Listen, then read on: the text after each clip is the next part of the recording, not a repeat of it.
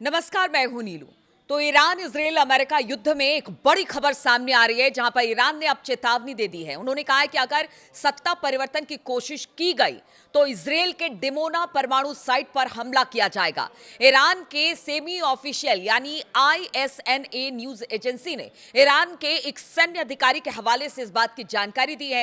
ईरानी सैन्य अधिकारी की चेतावनी उस वक्त आई है जब अमेरिका के राष्ट्रपति डोनाल्ड ट्रंप और इजराइल के प्रधानमंत्री बेंजामिन नेतन्याहू ने बार बार सत्ता परिवर्तन को लेकर चेतावनी दी है। और इसी बीच खबर यह भी आ रही है कि देखिए, एक तरफ तो इजराइल के परमाणु संयंत्रों पर हमले की चेतावनी ईरान ने दे दी है कि आप देखिए, जिस तरह से आप घुसने की लगातार कोशिश कर रहे हैं, रिजीम चेंज करने की कोशिश ईरान में कर रहे हैं, उसको लेकर उनकी तरफ से चेतावनी है। लेकिन दूसरी तरफ एक बड़ी खबर यह भी आई है, जो कुर्दिश सेना है उनको किसी ना किसी तरीके से ईरान में दाखिल कराने की कोशिश इराक की धरती से की जा रही है। और ये बड़ी खबर हम आपको बता रहे हैं ताकि वहां पर यानी कि ईरान में जो अस्थिरता है वो बन जाए और वहां पर रिजीम चेंज करने की जो अमेरिका और इजराइल की जो मंशा है वो कामयाब हो जाए। ये बड़ी खबर है। कहां ये जा रहा है? कुर्दिश सेना भारी तादाद में हथियारों के साथ ईरान में दाखिल होने की कोशिश कर रही है। कुछ तो जो जानकार हैं ये भी बता रहे हैं कि शायद उसमें से कुछ तो दाखिल हो चुके हैं।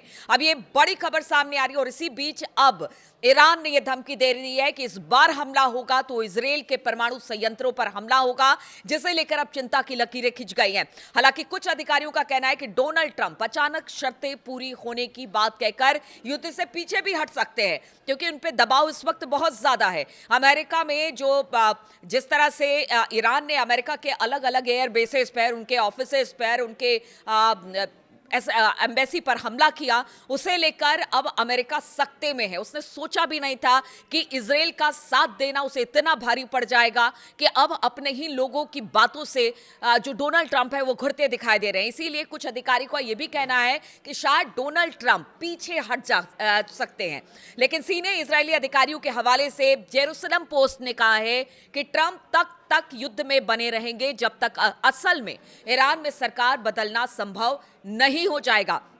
तो देखिए, लगातार इजराइल, इसमें अगर किसी की जीत होती है तो वो इजराइल की ही जीत जानकार बता रहे हैं। जो डिफेंस एक्सपर्ट है, जानकार है, वो यही बताते हैं अमेरिका का भी नुकसान हो रहा है, ईरान का बहुत ज्यादा नुकसान हो रहा है, लेकिन अगर इसमें किसी का फायदा हो रहा है तो वो हो रहा है इजराइल का। इसलिए इजराइल चाहता है कि लगातार लड़ाई में अमेरिका बना रहे, उसका साथ दे। और इसी वजह से इजराइल का कहना है कि डोनाल्ड ट्रंप तब तक इस युद्ध में रहेंगे जब तक कि वहां पर यानी कि रिजीम चेंज नहीं हो जाती है। अब देखिए, बारी बारी से हर बार ईरान में कुछ ना कुछ बातों को लेकर पहले ये कहा जा रहा था कि न्यूक्लियर पावर्ड बन जाए तो उसे लेकर जितने उसके न्यूक्लियर साइट्स हैं उसे बंद करा दिया जाए, उनका परमाणु कार्यक्रम बंद करा दिया। फिर बताया गया रिजीम चेंज, फिर बताया गया कि मिसाइल जिस तरह से बना रहे हैं, लॉन्ग रेंज की मिसाइलें, उसको खत्म किया जाए। तो समय समय पर इस तरह से लगातार जो मतलब अपने तरीके से जो अमेरिका है और इजराइल है निकाल रहा है और अपने तरीके से ईरान पर हमला कर रहा है। लेकिन अब अमेरिका और ट्रंप से पूछा जा रहा है कि आखिर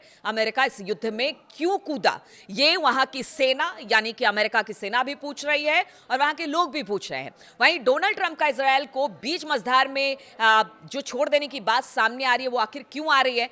तो इजराइल के एक सीनियर अधिकारी ने जेरूसलम पोस्ट को बताया कि ट्रंप इस कदम को पूरी तरह से आगे बढ़ाना चाहते हैं। उन्होंने पहले ही टारगेट मार्क कर लिया था, वो सरकार को बदलना चाहते हैं और उनका कोई इरादा नहीं है कि वो अपनी रफ्तार कम करे। तो वहां से तो खंडन आ गया, लेकिन यही कहा जा रहा है कि पीछे क्यों हटेंगे, क्योंकि दबाव बहुत ज्यादा है भाई ट्रंप पर।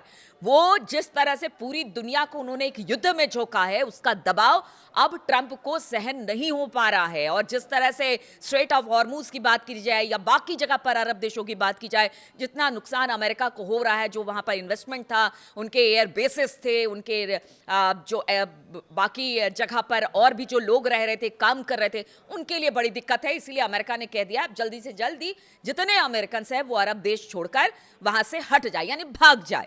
ये इस तरह से ट्रंप ने कहा। इसीलिए कहा जा रहा है कि क्या ट्रंप यहां से पीछे अपना कदम करेंगे, लेकिन बताया जा रहा है कि नहीं, ट्रंप ने जो कह दिया है यानी रिजीम चेंज तो रिजीम चेंज, और ईरान को खत्म करना है तो ईरान को खत्म करना है।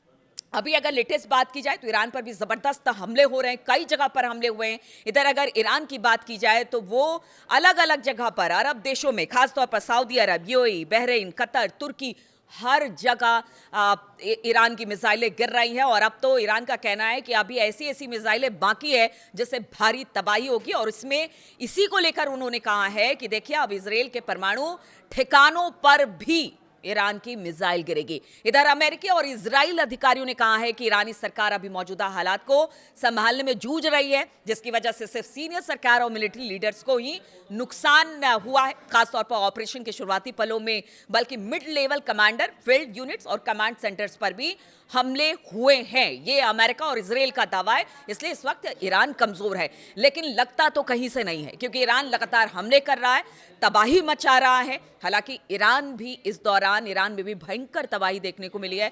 और कल जिस तरह से हमने देखा कि श्रीलंका के पास ईरान का एक जो युद्धपोत था उसे मार गिराया गया, 87 लोगों की मौत इस जहाज पे हो गई है, जो कि एक बड़ा सेटबैक है। और ऐसे भी कहा जा रहा है कि 800 से 1000 लोग अब तक ईरान में मारे जा चुके हैं, यानी वहां पर भी जबरदस्त तरीके से तबाही मची हुई है। लेकिन ईरान भी कोई कोर कसर नहीं छोड़ा है। उसका कहना है कि अगर ईरान नहीं रहेगा तो फिर वो मुल्क भी नहीं रहेंगे जो अमेरिका और इजराइल का साथ देते हैं। और जिस तरह से अमेरिका और इजराइल ने हमारे सुप्रीम लीडर को मारा है, उसका खामियाजा तो उन्हें उठाना पड़ेगा। अब जिस डिमोना न्यूक्लियर साइट की बात कर रहा है ईरान, वो है क्या, वो आपको बताते हैं। डिमोना न्यूक्लियर साइट आधिकारिक तौर पर Shimon Peres Negev nuclear research centre कहा जाता है, और ये इजराइल के नेगेव रेगिस्तान में स्थित एक बेहद गुप्त परमाणु केंद्र है। इसका निर्माण 1950 के दशक में शुरू हुआ। इजराइल ने इसे फ्रांस के गुप्त तकनीक की मदद से इसका निर्माण किया। शुरुआत में इसे छिपाने के लिए दुनिया को बताया गया कि ये एक कपड़ा फैक्ट्री है। इजराइल आधिकारिक तौर पर इसे एक रिसर्च सेंटर बताता है, क्योंकि अब तक इजराइल ने क्लियर नहीं किया है कि उसने परमाणु बनाया है कि नहीं बनाया, और कोई उससे पूछता भी नहीं कि तुमने परमाणु बनाया है, परमाणु बम बनाया है कि नहीं बनाया है। यानी उससे कोई पूछने वाला नहीं, उसकी कोई जवाबदेही नहीं। और इसी वजह से कहा जाता है कि जहां पर ये रिसर्च सेंटर वो अपना बताता है, जो विज्ञान, स्वास्थ्य, कृषि के क्षेत्र में परमाणु ऊर्जा के इस्तेमाल पर काम करता है, ऐसा इजराइल का कहना है।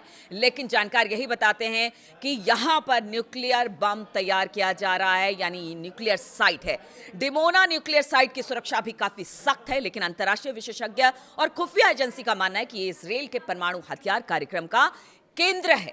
माना जाता है कि यहां पर प्लूटोनियम का उत्पादन किया जाता है, जो परमाणु बम बनाने के काम में आता है। अब देखिए, अगर इस साइट पर ईरान हमला करता है तो फिर आप समझिए कि ये तीसरा वर्ल्ड वॉर ही कहा जाएगा, क्योंकि किसी परमाणु संयंत्र पर अगर हमला करते हैं, वहां से किसी तरह का रिसाव होता है, तो इसका कितना ज्यादा इंपैक्ट मतलब उस पूरे क्षेत्र में, उस पूरे एरिया में होता है। इधर अगर बात की जाए इजराइल की, तो वो भी लगातार जो ईरान के परमाणु ठिकाने हैं उस पर हमला कर रहा है, और इस बात को ईरान ने कहा था, लेकिन फिर IAEA ने कहा कि नहीं, ऐसा कुछ नहीं है। लेकिन आप सोचिए कि अगर वाकई में ईरान को लगता है कि अब समय आ गया है उनके परमाणु ठिकानों पर हमला किया जाए, तो आप इसके परिणाम भी समझ लीजिए। यानी ये जो पूरा युद्ध है, ये किस ओर जा रहा है। और यहां तक तो ये भी कहा जाता है कि जब लगेगा कि अब ईरान पीछे नहीं हट रहा है या लगातार हमले कर रहा है, तो क्या अमेरिका, जिस तरह से द्वितीय विश्व युद्ध में उसने हिरोशिमा पर बम गिराया था, परमाणु बम, क्या उसी तरह की कुछ हरकत कर सकता है? बहुत सारे सवाल हैं, और सब इसीलिए चिंतित है कि देखिए इसे यही रोकना सही है। इसीलिए रूस के विदेश मंत्री जो हैं वो ईरान के विदेश मंत्री से बात करते हैं। इधर अरब देश जो है वो रूस को आगे कर रहा है कि आप किसी तरह से मध्यस्थता कीजिए, बातचीत कीजिए, इसको खत्म करवाइए इस युद्ध को। भारत में भी इसका अच्छा खासा असर पड़ेगा, क्योंकि बताया जा रहा है कि 48 दिनों का यहाँ पर क्रूड ऑयल है, उसके बाद क्या होगा, पूरी दुनिया भर में हाहाकार मचेगा। आज तो आप समझिए कि छठा दिन है और अभी से इतनी दिक्कत आ रही है, तो अगर ये युद्ध लंबा खिंचता है तो फिर इसके कितने बुरे परिणाम होंगे। पूरी दुनिया इसी को लेकर सहमी हुई है।